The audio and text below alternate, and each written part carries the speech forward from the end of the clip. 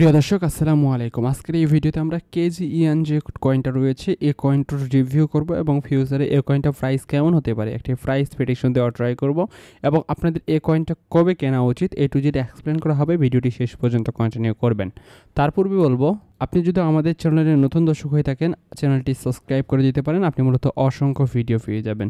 প্রথমত কেজিইএন টোকেনটা বর্তমান কারেন্ট প্রাইস 0.65 ইউএসডিটি, যেটা আজকেই প্রায় 200% কিন্তু এই কয়েনটা আপ হয়েছে।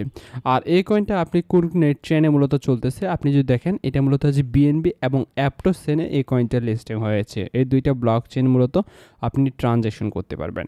আর এই কয়েনটা অল টাইম হাই $2 আর বর্তমানে প্রাইস হচ্ছে $0.62।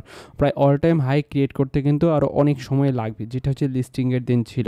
আর মার্কেট ক্যাপ মোটামুটি 100 মিলিয়নের উপরে রয়েছে, জাস্ট ভালো রয়েছে এবং বর্তমানে 19% টোকেন কিন্তু সাপ্লাই রয়েছে। আর নেক্সট কিন্তু আপনাদেরকে 5% টোকেন কিন্তু আরও সাপ্লাই আসবে, তখন কিন্তু এই টোকেনটার প্রাইস কিন্তু একটা কমার চান্স রয়েছে। একদিনে 5% ভাই আনলক হচ্ছে, মানে কি একটা হিউজ পরিমাণ টোকেন কিন্তু এই ডাউন দেওয়ার একটা চান্স রয়েছে। আর এই প্রজেক্টটা মূলত হচ্ছে অক্টোবরে লিস্টিং হয়েছে। এখানে আপনি get.io, বিটগেট, কুকয়েন, আপনি ইউনিসওয়াপ বিভিন্ন ডেক্সে কিন্তু এই প্রজেক্টটা আপনি পেয়ে যাবেন। এটা মূলত একটা এয়ারড্রপের প্রজেক্ট, আপনারা জানেন এটা মূলত হচ্ছে কেজিএন একটা এয়ারড্রপ ছিল। যেহেতু একটা এয়ারড্রপের টোকেন সেক্ষেত্রে আপনাদের কিন্তু সাবধানে বাই সেল করতে হবে।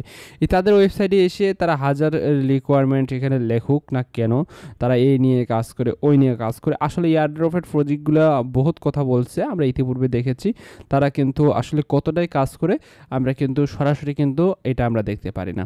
এটা মূলত হচ্ছে আমরা বাইন্যান্সের গ্রাফ, যেটা হচ্ছে বাইন্যান্সের লিস্টিং হওয়ার পরে যেটা কিন্তু একটা ইউ আকৃতি সেভ দিয়ে একটা হিউজ ধরনের কিন্তু প্রফিট দিয়ে গিয়েছে।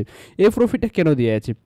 এই প্রফিটটা দেওয়ার একটাই কারণ, একটা প্রজেক্টে অসংখ্য মানুষ ইনভেস্টর থাকে। আসলে ইনভেস্টরদেরকে প্রফিট যদি না দেওয়া যায় সেক্ষেত্রে তারা যদি আবার নতুন প্রজেক্ট নিয়ে আসে সেক্ষেত্রে তারা কিন্তু আর ইনভেস্টর পাবে না।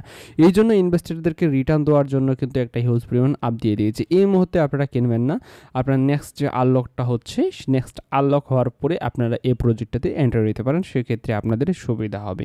আই হোপ এই প্রজেক্টটা আপনাদের অনেকজনেরই আপনারা ইনভেস্টমেন্ট করবেন এবং আপনারা খেয়াল রাখবেন। তবে আপনাদেরকে প্রাইস সঠিক সময়ে ইনভেস্টমেন্ট করবেন এবং ডিসিএ করে কাজ করার চেষ্টা করবেন। ভালো থাকবেন, আল্লাহ হাফেজ।